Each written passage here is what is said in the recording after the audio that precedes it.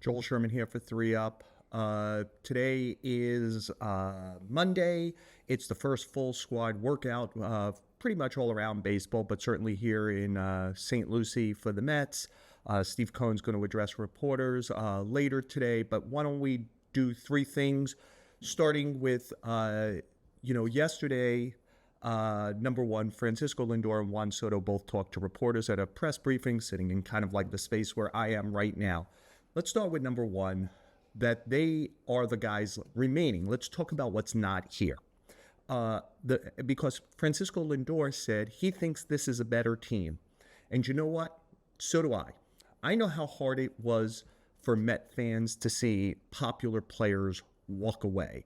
Alonso in particular, and I do think the Mets messed up a little bit on Edwin Diaz, not figuring out how to get out in front of that, show love, and bring him back.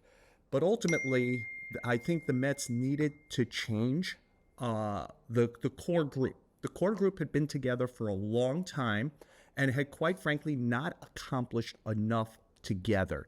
And they were going to get tied up long-term with Alonso. It was going to take at least 5 years to do that. And they were going to have to stick with the 5 years of Nimmo at a point where the good news was he figured out how to get on the field a lot. The bad news was by getting on the field a lot, his body to me was breaking down and he wasn't the same player on the field that I thought he had been in the past. And the Mets would have had to live with that for 5 years. Marcus Semien comes and he's only got 3 years as opposed to 5 years left. And he can do something that was really precious for the Mets as they thought about their team moving forward, which is defend. Whatever else, he remains an elite second baseman. So I do think they needed to change the page to get to whatever the next thing is. And while we think Steve Cohen's money is endless, it's probably better that Lindor and Soto are the cornerstones moving forward, who are the big paid guys, and the books are relatively clean beyond that. You know, they got Manaea for a while, etc. But they have a lot of evergreen money. We're going to see Tarek Skubal get out in free agency next offseason. I'm assuming even if Nimmo and Alonso were here, Steve Cohen would chase that trinket.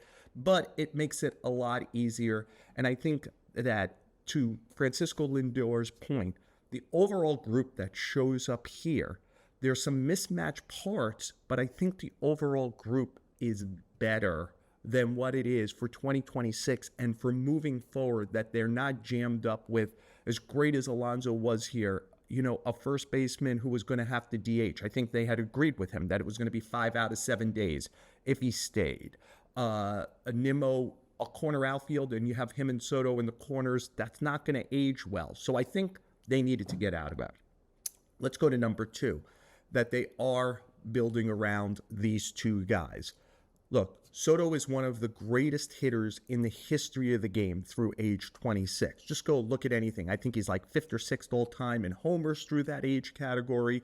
I think in OPS plus, he's either 11th or 12th, and everyone in front of him is a Hall of Famer or Albert Pujols, who, when he becomes eligible in 2028, will be a Hall of Famer.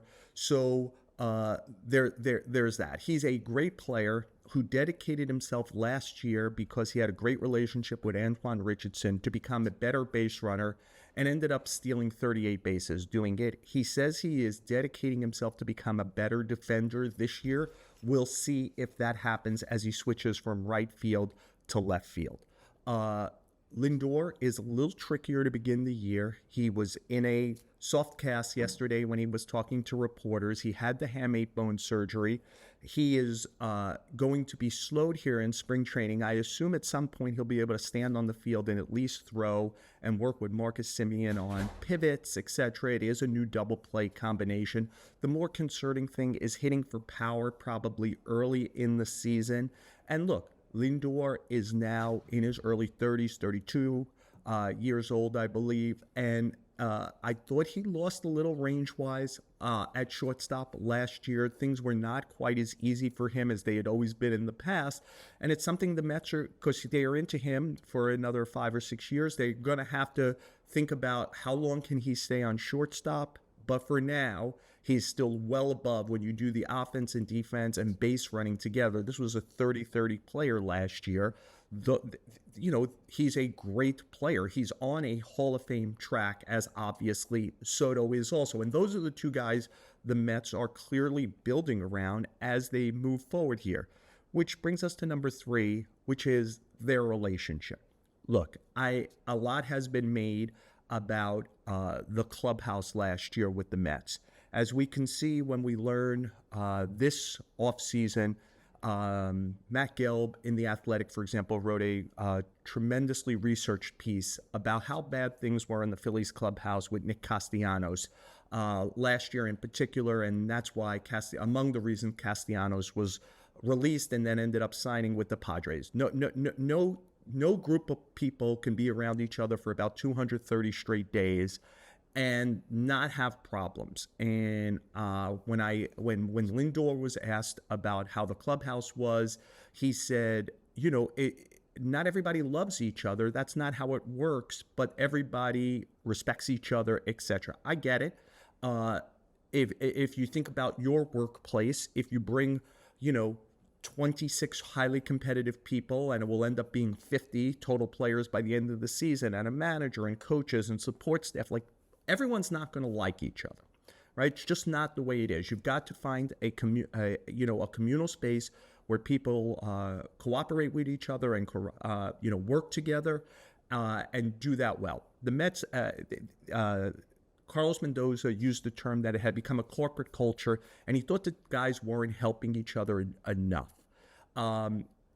It was interesting when Juan Soto answered the question. He clearly, he sat up here yesterday and gave long answers to everything, but when it came to the clubhouse in 2026, his answers were very, very brief, and he used the word forget about the drama of last year. Nobody used the word drama. In a question, he used it in an answer. You want to play a Freudian game, maybe it was there. Soto and Lindor are very, very different people. And if people think that like a clubhouse problem is guys yelling at each other, I covered Alex Rodriguez and Derek Jeter. Those guys didn't have great chemistry together. There was history there, obviously, right? The Esquire piece where, Jeter took offense to what A-Rod said about him while A-Rod was with another team and was, but they came together. And a Cold War is not that they're yelling at each other, but you can feel the tension in a room, that they're not cooperating well together, that they're apart. I do think there was at least some of that last year with Soto and Lindor. I don't think it's hatred. I don't think guys are yelling at each other. I don't think they're saying, don't listen to him or do that. But they're way too important for the present and the future of this organization. This is what the team is about in 2026. They're building around them, and this is what they're going to build around long term. Those guys are going to have to find a peaceful place to work together and be great. And again, I would say the model probably is Gary Carter and Keith Hernandez, who are very, very different people and probably never kind of like went for dinner together or had that kind of stuff. But it was good enough to bring the last championship to this organization. The Mets under Steve Cohen with David Stearns in charge have to be playing for championships now. That's the ambition. That's the money being spent. And Lindor and Soto are right now the faces of that. Might it end up being Nolan McLean and Carson Bench someday? Yep, but not now. This is Lindor and Soto's team. And those guys have to understand that their work on and off the field is key to what happens to this organization.